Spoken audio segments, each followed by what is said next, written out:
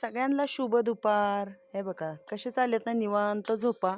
आमच्या सोनाला गळ्याला खूप लागले. कोणी मारले काय माहिती, काय सश्यानीच मारले काय माहिती.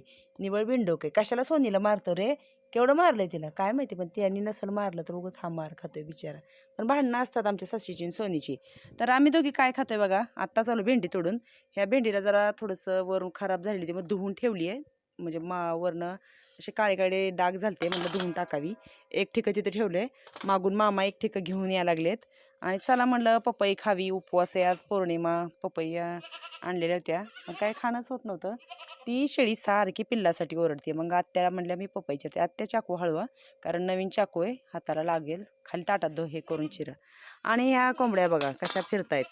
तर असं आमचं दुपारचं चालू आहे पपई खायचं. आणि इकडे आता चूल पेटवलेली आहे, कारण थोडीशी डाळ घालायची शिजत. आमच्याकडे आज पौर्णिमेला ह्या महिन्यातल्या म्हणजे नव्याची पौर्णिमा म्हणतात. मग ताटं आणून पूजायची, गव्हाच्या ते असतात ते सगळं असं असतं गावाला. मग आता थोडंसं पुरण घालून पटकन नैवेद्य वगैरे बनवायचा, मग ती ताटं पूजायची. मामा आता येत आहेत.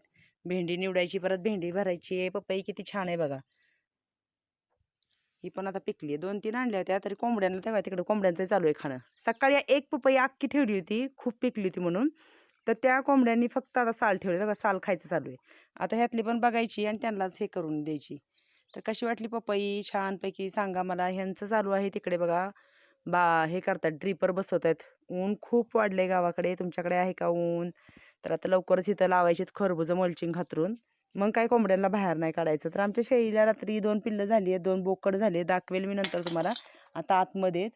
आणि ससे भाऊ आमचे परत रिटर्न झोपलेत. हे बघा,